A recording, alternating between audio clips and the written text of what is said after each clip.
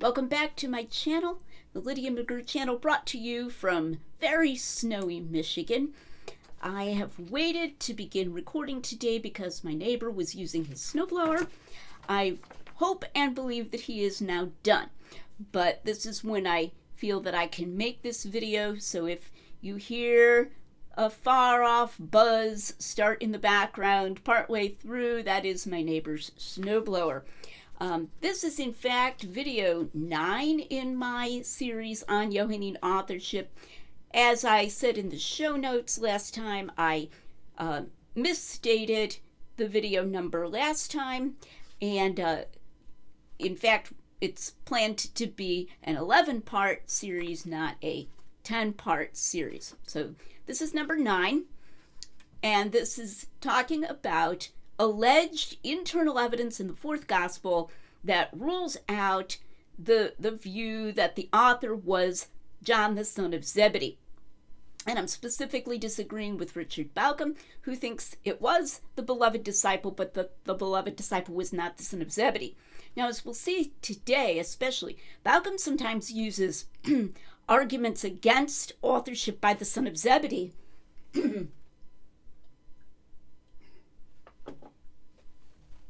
that are used by other scholars against authorship by anyone known as the beloved disciple, so that used against Bauckham's position as well. And we'll see today how Bauckham tries to thread the needle on that using one of their arguments, but somehow causing it not to hit his own position as well. And I don't think that works in this case. So the argument today, allegedly against authorship by the son of Zebedee, is why doesn't Mark's gospel and then the other gospels that are synoptics mention the presence of the beloved disciple at the cross? And this is just taken to be a really knockdown argument that it couldn't have been by the son of Zebedee. I want to talk first about a version of this argument that Bauckham gives verbally in an interview with the White Horse Inn several years ago with the host Shane Rosenthal, who is in agreement with Bauckham's position here, and I'll link that in the show notes. Now, I didn't type in word for word everything that Bauckham said here. I'm going to summarize and then give one sentence. His version of this argument in that interview goes like this in summary. Mark cares about eyewitness sources. Mark has not mentioned women earlier in his gospel. Mark does mention women as eyewitnesses when he gets to Jesus' passion. He names 3 of them at the cross. And then Bauckham emphasizes that Mark uses a lot of verbs of seeing at this point in the passion concerning the women. And then, next step is that Mark would not have done this while leaving out the beloved disciple if the beloved disciple was John the son of Zebedee. And then Bauckham also says that Mark tells us that all of the 12 deserted Jesus and fled in the Garden of Gethsemane, and then mentions only Peter as coming back and trying to follow Jesus. So you'll remember the disciples all scattered in the garden, and then Peter kind of pulls himself together and comes back and follows, and that's how he ends up denying Jesus later in the high priest's courtyard. And in the Gospel of John, it's Peter and the other disciple who follow along afterward. And then, quote from Bauckham, so if you're reading Mark, the obvious conclusion is that John, the son of Zebedee, like all the others, is no longer with Jesus when he died. All right, so the specific version of this here is that the 12, Bauckham says, scatter in the Garden of Gethsemane, and then of the 12, only Peter is named as returning and following. So I want to comment on this specific version before I turn to the version as written in Jesus and the Eyewitnesses. Notice that Bauckham is emphasizing that all of the 12 flee in Mark in the Garden of Gethsemane. Well, in Mark chapter 14, which contains both the Last Supper and the Garden of Gethsemane, the phrase the 12 is used only for the disciples present at the Last Supper. Now, it's not surprising, and I'll be discussing this at the end of the series, Bauckham rejects Mark's use of the phrase the 12 at the Last Supper as meaning that only the 12 were present. Now, I'm going to have more to say about that, where I go beyond an argument from silence that Mark names the 12 and doesn't mention anybody else, to argue that there is a pretty strong implication in the four Gospels that only the 12 were present. I'm not going to give that right now. Suffice it to say for here that when Mark uses the phrase the 12 to describe who was present at the Last Supper, Bauckham doesn't take that to mean only the 12. Okay. Now follow this. When it comes to the Garden of Gethsemane, Mark does not even use the phrase the 12 to designate who was present. The only place he uses the phrase the 12 in the Garden of Gethsemane is as an extra designator for Judas Iscariot. He says Judas Iscariot, one of the 12, came and betrayed Jesus. But describing who was present with Jesus in the garden, he uses the disciples, the phrase the disciples, and then when he talks about them doing things like they all forsook them and fled, there's no more specific designation, just they all forsook him and fled. All right.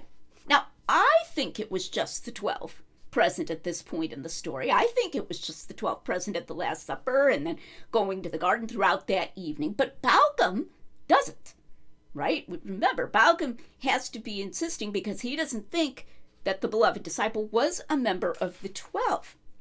So this is really strange because when Mark refers to the 12 as being present at the Last Supper, Bauckham doesn't take him to be saying anything special about the 12. Like, he blocks that. He says, no, there were others, or at least one other present who wasn't a member of the 12. But now when it comes to the disciples all fleeing, where Mark doesn't say the 12 all forsook him and fled, and then Mark mentions only Peter as sort of pulling himself and coming after, Bauckham is emphasizing that the 12 all fled in Mark, and he's even going farther than that to say that Mark is implying that of the 12, the only member of the 12 who came back and followed was Peter.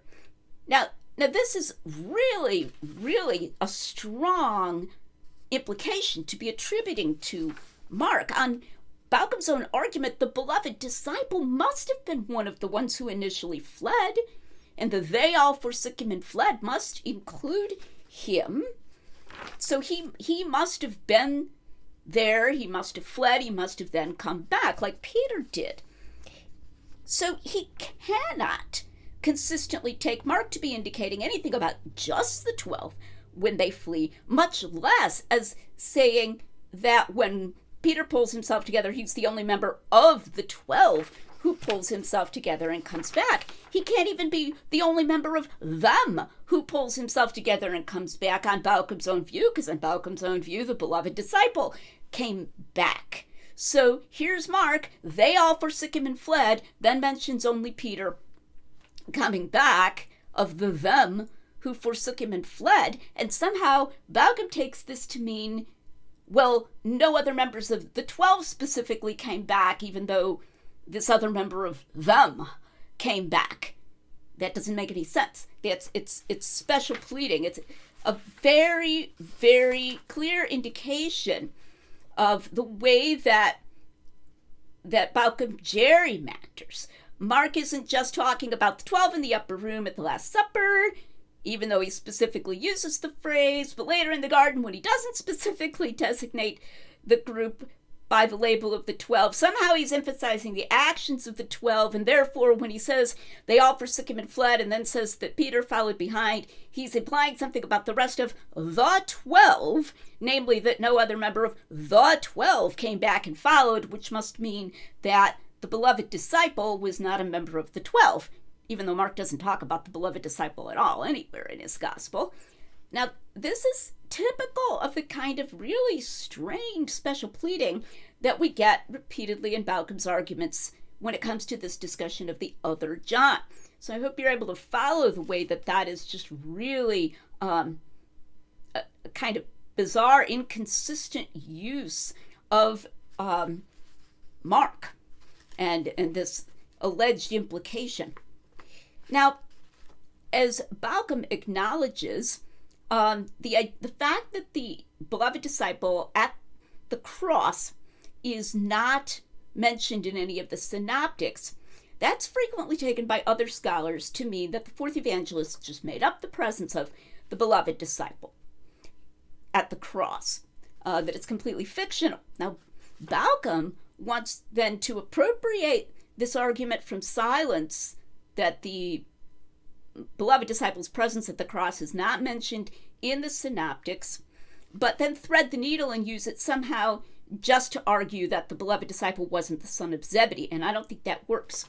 Here's the version of this given in print, so I didn't have to type it all out, in Jesus and the Eyewitnesses.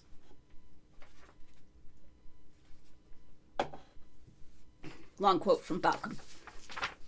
I argue that Peter is Mark's principal witness, but that, since he drops out of the narrative after his denials of Jesus, the three named women function as Mark's principal eyewitnesses for the remainder of the narrative.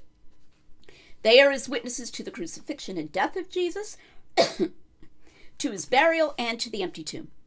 In John's narrative, there is one male disciple present at the cross, along with some women. Precisely because there is no such disciple at the cross in the Synoptic Gospels, the beloved disciple's presence at the cross in John has frequently been judged unhistorical. I'm nodding my head here. Yet the Gospel itself puts special emphasis on the eyewitness testimony of the beloved disciple at this point.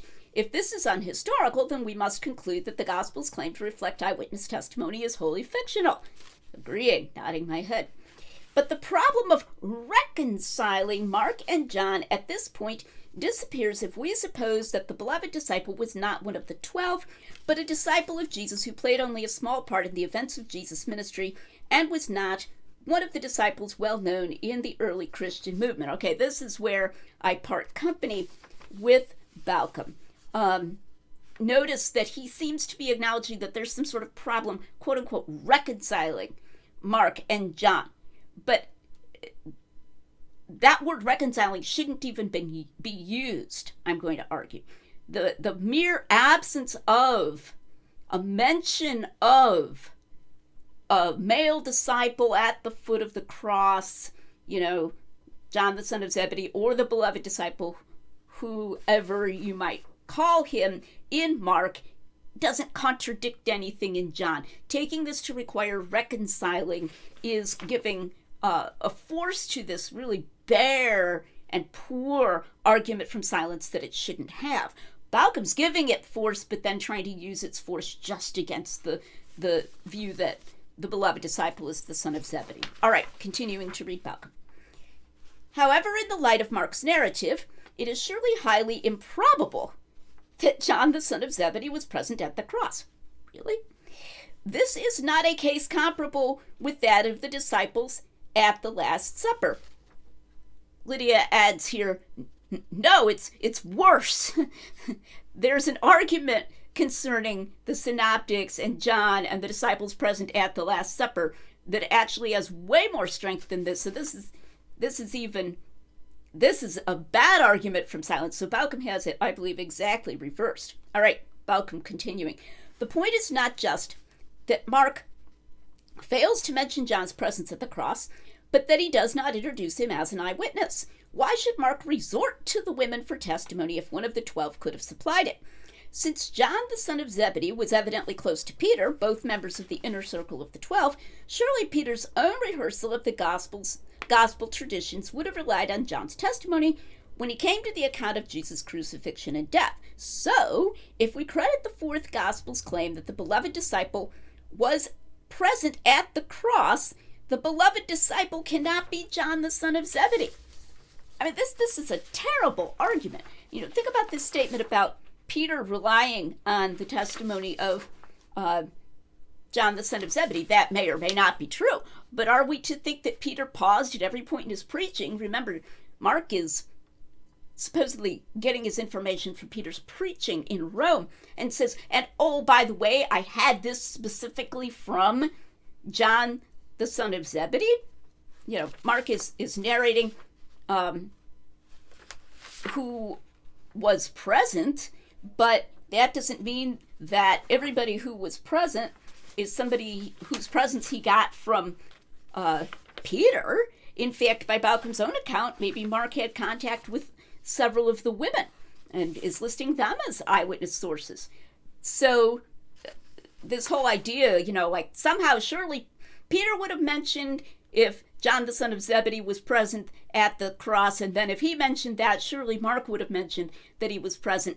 Very, very weak chain of arguments from silence. Now, notice what Bauckham says, which is quite true, that this same argument from silence has been used to argue that the beloved disciple, no matter who he was or wasn't, was not present at the cross. And Bauckham's attempt to use it in a more focused way will not work. Bauckham says that Mark felt forced to resort to women as his eyewitnesses at the cross. Now remember, Bauckham's view is that the beloved disciple was a real disciple, was really close to Jesus, was known to be really close to Jesus, and really was a witness at the cross. And also that the beloved disciple emphasizes his own role as eyewitness. This is stuff that Bauckham and I agree on. But then Bauckham thinks that he wasn't a member of the 12. Now, if Mark knew that he was present and knew who he was, it makes no sense to say that he wouldn't have used him or mentioned him just because he wasn't a member of the 12 and would have resorted to female witnesses instead. I mean, the women aren't members of the 12 either. All right, the women are not members of the 12. What sort of thought process are we attributing to Mark here? So I know who was present. Peter wasn't present there. Okay, these women I'm going to name, like he mentions the other Mary. He mentions Mary Magdalene. Later he mentions Salome. All right, these women were present. I'm going to have to use them and sort of tacitly note them as my witness sources by using verbs of seeing. I can't use Peter anymore because he wasn't there. This young disciple, male, all right, who was the disciple that Jesus loved, he was there, but I'm not going to mention him, even though he was a male eyewitness, because he wasn't a member of the 12. I'll resort to women instead. This just doesn't make any sense. There was no reason, the mere fact that he wasn't a member of the 12, to skip over him deliberately. Notice, too, that Mark is not shy about introducing non-members of the 12, even in scenes where members of the 12 were present. And this is on Bauckham's own view. For example, Bauckham thinks that Mark mentions Bartimaeus' name, Bartimaeus, the son of Timaeus, the blind man who was healed, because Bartimaeus would have been a further witness of his own healing. Now, I'm not sure if Mark actually talked to Bartimaeus, or I don't always go with Bauckham on these ideas that when Mark named somebody, that's a kind of a footnote, but that's his view. Okay, but the 12 would all have been present when Jesus healed Bartimaeus. Jesus healed Bartimaeus on his procession through Jericho, leading up to the triumphal entry. His disciples are all with him at that point. His 12 disciples.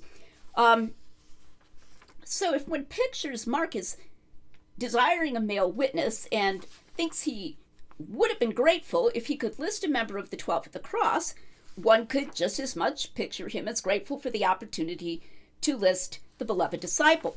But this is precisely what the other scholars argue when they conclude from Mark's silence that the beloved disciple was never there at all, and that this aspect of John's gospel is unhistorical. Bauckham rightly rejects that argument. By that same stout and sensible reasoning, we should reject the assumption that we must have some explanation in hand for Mark's silence. Perhaps the absence of the beloved disciple from the cross in Mark, and I don't actually think that's saying that he's absent, right? The absence of a mention of the beloved disciple at the cross in Mark is just not deeply significant. Let's remember that of all the traditional authors of the Gospels, only the fourth evangelist was even supposedly present. Peter, whom Bauckham takes to be Mark's principal source, almost certainly wasn't. So all of the synoptics have to get their information about who was present at the cross at least one remove. We certainly don't know for a fact that Mark had some kind of complete survey of who among Jesus' friends and disciples was and was not present at the cross. Did Peter or the three women say to Mark, okay, here are all the people close to Jesus who were present at the cross? All of them. Complete list, complete survey. So that Mark definitely knew that the beloved disciple was there, but that the son of Zebedee wasn't because they were two different people, and then decides not to include the son of Zebedee and to list the women instead. And this is the exact sort of thing that makes arguments from silence bad.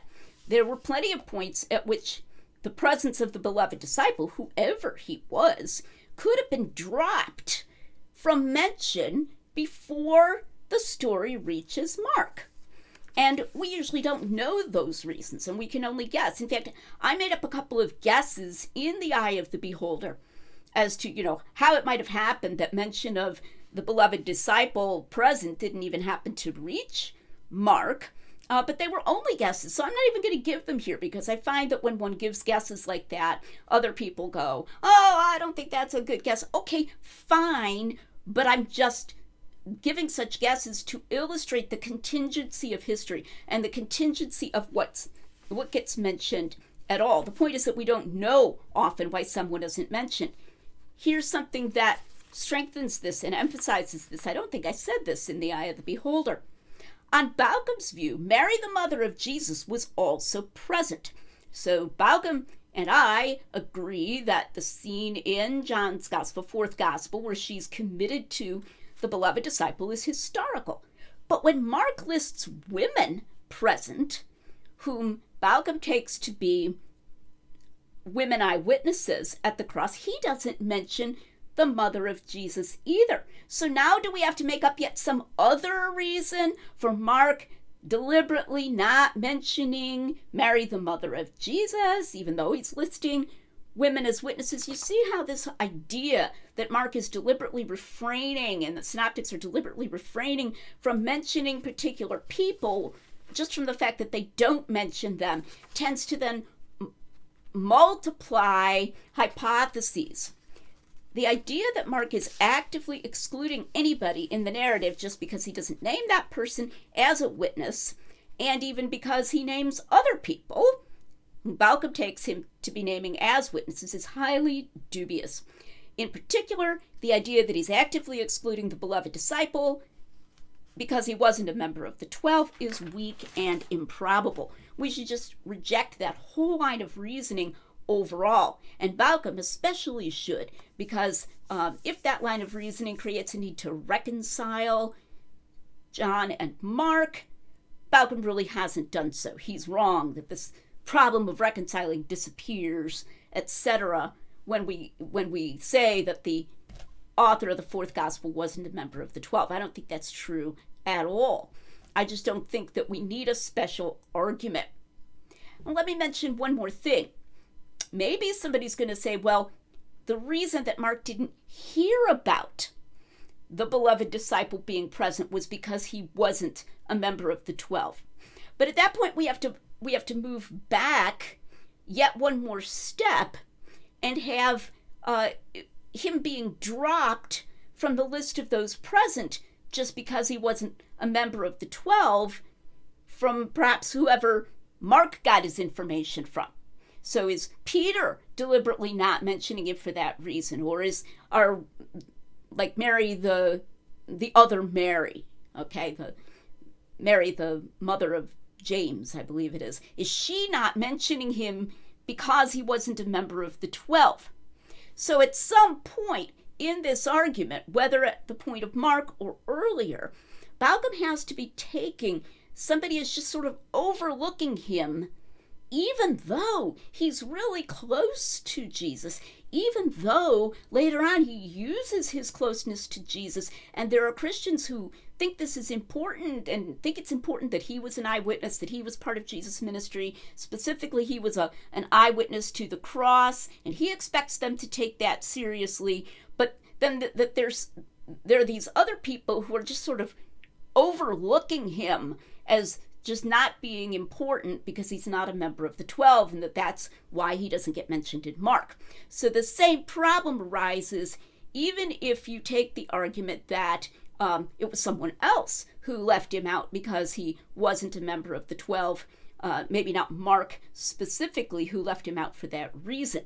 We just need to get away from this idea that somebody left him out in some sort of active way, and that this arose from some kind of sense that he wasn't that important, because he wasn't a member of the 12, and then treats the women who are named in Mark as being more important than a man, even a man who was a close friend of Jesus, because he, like the women, was not a member of the 12.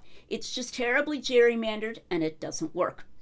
Next time, I'll be trying to do a relatively quick survey of some other internal arguments against the beloved disciple being John, the son of Zebedee. We'll see if I can make that quick enough. It's going to be a kind of a quick little compendium.